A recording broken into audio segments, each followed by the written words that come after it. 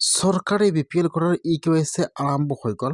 যদি আপোনালোকৰ চৰকাৰী ঘৰৰ নতুন লিষ্টত নাম অহা নাই অথবা আপোনালোকৰ চৰকাৰী ঘৰৰ জিঅ'টেক কৰা নাই, এতিয়া কিন্তু আপোনালোকে আপোনাৰ নিজৰ মোবাইলৰ পৰা চৰকাৰী ঘৰৰ কাৰণে জিঅ'টেক অথবা EKYC সম্পূৰ্ণ কৰিব পাৰিব। যদি আপোনালোকে এতিয়ালৈকে চৰকাৰী ঘৰটো লাভ কৰা নাই অথবা আপোনালোকৰ জিঅ'টেক হোৱা নাই অথবা আপোনালোকৰ চৰকাৰী ঘৰৰ নতুন লিষ্টত নাম অহা নাই, তেনেহ'লে আপোনালোকে আজি আপোনাৰ EKYC সম্পূৰ্ণ কৰক।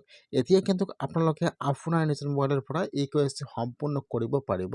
কেনেকুৱাকৈ আপোনালোকে চৰকাৰী ঘৰৰ EKYC বা জিঅ'টেক কৰিব, মই আজি এইটো ভিডিঅ'ত আপোনালোকক সম্পূৰ্ণ প্ৰচেছ দেখুৱাই দি আছোঁ, চাই লওক। এতিয়া আপোনালোকে ফাৰ্ষ্ট এইটো অপশ্যনত আহি যাব pmayc.nic.in। মই কিন্তু আপোনাৰ সুবিধাৰ কাৰণে অপশ্যনৰ লিংকটো মোৰ ডিছক্ৰিপশ্যনত দি দিছোঁ। ডাইৰেক্ট ক্লিক কৰি ফাৰ্ষ্ট এইটো অপশ্যনত আহি যাব।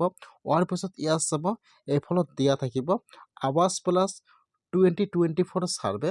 এতিয়া আপোনালোকে সেইটো অপশ্যনৰ ওপৰত ক্লিক কৰিব, আৱাজ প্লাছ 24 ছাৰ্ভে। এতিয়া কিন্তু আপোনাৰ ওচৰত এইটো পেজ অ'পেন হৈ যাব এনেকুৱাকৈ। এতিয়া কিন্তু আপোনালোকে ফাৰ্ষ্ট দুটা এপ ডাউনলোড কৰিব লাগিব। আপোনালোকে এই দুটা এপৰ পৰা চৰকাৰী ঘৰৰ জিঅ'টেকিং কৰিব লাগিব। এতিয়া ইয়াত চাব আপোনালোকে ফাৰ্ষ্ট ইয়াত যিটো আদাৰ ফেচ ID আছে প্লে ষ্ট'ৰৰ পৰা ডাউনলোড কৰি ইনষ্টল কৰি লৈ ল'ব। ফাৰ্ষ্ট আদাৰ ফেচ IDটো আৰু 2 নম্বৰত ইয়াত চাব ইয়াত যিটো 1 নম্বৰত অপশ্যন দিয়া আছে আৱাজ প্লাছ 24 ছাৰ্ভে, ইয়াত লিংক দিয়া আছে। আপোনালোকে ডাইৰেক্ট লিংকৰ ওপৰত ক্লিক কৰিব। এতিয়া কিন্তু ইয়াত অট'মেটিকলি প্লে ষ্ট'ৰত আহি যাব এনেকুৱাকৈ। এতিয়া আপোনালোকে ফাৰ্ষ্ট এইটো এপ ডাউনলোড কৰি ইনষ্টল কৰি লৈ ল'ব। এতিয়া আপোনালোকে কেনেকৈ আবেদন কৰিব লাগিব সম্পূৰ্ণ প্ৰচেছ দেখুৱাই দি আছোঁ, চাই লওক। ফাৰ্ষ্ট আপোনালোকে এপটো ডাউনলোড কৰি ইনষ্টল কৰিব, তাৰপিছত আপোনালোকে এপটো অ'পেন কৰিব। যেতিয়া আপোনালোকে এপটো অ'পেন কৰিব আপোনাৰ ওচৰত এপটো অ'পেন হৈ যাব এনেকুৱাকৈ। ফাৰ্ষ্ট চাব ইয়াত এইটো পেজ আহি যাব এনেকুৱাকৈ।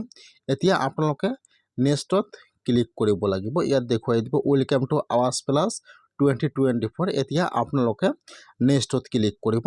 এতিয়া আপোনাৰ ওচৰত আৰু এটা নতুন পেজ ইয়াত আহি যাব এনেকুৱাকৈ। ফাৰ্ষ্ট চাব ইয়াত দিয়া আছে ৰেজিষ্টাৰ্ড ছাৰ্ভে, 2 নম্বৰত চাব দিয়া থাকিব ছেল্ফ ছাৰ্ভে।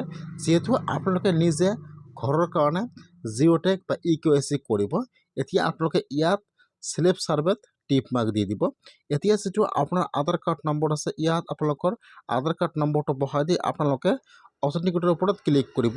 এতিয়া যিটো আপোনালোকে আধাৰ ফেচ ID ডাউনলোড কৰিছে এইটো আধাৰ ফেচ IDটো অট'মেটিকলি অ'পেন হৈ যাব। খালি আপোনালোকে ইয়াত আপোনালোকৰ ফেচটো দেখুৱাই দিব। ইয়াত আপোনাৰ ডিটেইলছ সম্পূৰ্ণ অ'পেন হৈ যাব।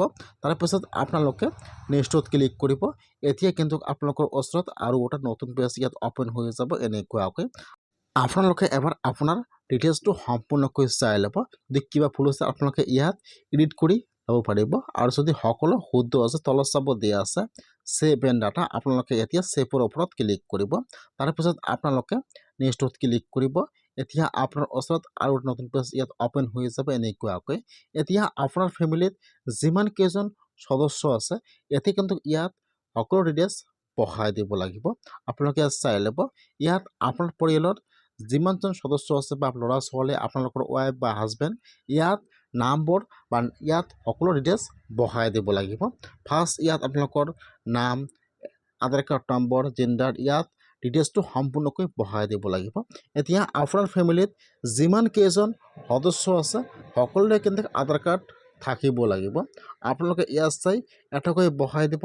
যদি আৰু আছে এটাত ক্লিক কৰিব আৰু বহাই দিব। যদি আৰু আছে এটাত ক্লিক কৰিব বহাই দিব। আপোনাৰ ফেমিলিত যিমান কেইজন সদস্য আছে ইয়াত আপোনালোকে সকলোৰ নাম বহাই দিব ভালকৈ, যাতে ইয়াত একো ভুল নহয়। এইটো হৈ গ'ল আপোনালোকৰ ফেমিলি মেম্বাৰ ডিটেইলছ। ইয়াত আপোনাৰ ফেমিলিত সকলো বহাই দিব। নেক্সটত ক্লিক কৰিব। এতিয়া ইয়াত আহি যাব আৰু এটা পেজ আপলোড ইয়ৰ অল্ড হাউচ ইমেজ। এতিয়া ইয়াত চাব ইয়াত ইমেজৰ অপশ্যন দিছে, আপোনালোকে ডাইৰেক্ট ইমেজৰ ওপৰত ক্লিক কৰিব। ইয়াত অলৰেডি কেমেৰাটো অট'মেটিকলি অ'পেন হৈ যাব। এতিয়া যিটো আপোনালোকৰ পুৰণা ঘৰ আছে বা আপোনালোকৰ যিটো পুৰণা হাউচ আছে ইয়াত আপোনালোকে ফটো তুলি আপলোড কৰিব লাগিব। ইমেজৰ ওপৰত ক্লিক কৰিব। ইয়াত অলৰেডি কেমেৰাটো অ'পেন হৈ যাব। তাৰপিছত যিটো আপোনালোকৰ পুৰণা ঘৰ আছে ইয়াত ফটো তুলি আপলোড কৰি দি দিব আৰু ইয়াত লিখি দিব অল হাউচ ইমেজ সেইটো বক্সত টিপ মাৰি দিব। এতিয়া আপোনালোকে ছেভ এণ্ড ষ্ট'ৰৰ ওপৰত ক্লিক কৰিব। এতিয়া আপোনাৰ ওচৰত ফাইনেল পেজটো ইয়াত অপেন হৈ যাব এনেকুৱাকৈ। আপোনালোকে ইয়াত ইয়েছত টিপ মাৰ্ক দিব আৰু ইয়াত ঘৰৰ ডিজাইন দিয়া আছে আপোনালোকে ইয়াৰ পৰা ঘৰৰ ডিজাইনটো চিলেক্ট কৰি লৈ ল'ব। তাৰপিছত আপোনালোকে চাবমিটৰ ওপৰত ক্লিক কৰিব। হ'লে কিন্তু আপোনালোকৰ যিহেতু একটু চাবমিট হৈ যাব। তাৰপিছত আপোনাৰ পঞ্চায়তৰ পৰা আপোনাৰ সকলো ডকুমেণ্ট জমা ল'ব। তাৰপিছত আপোনালোকে চৰকাৰী ঘৰটো লাভ কৰিব।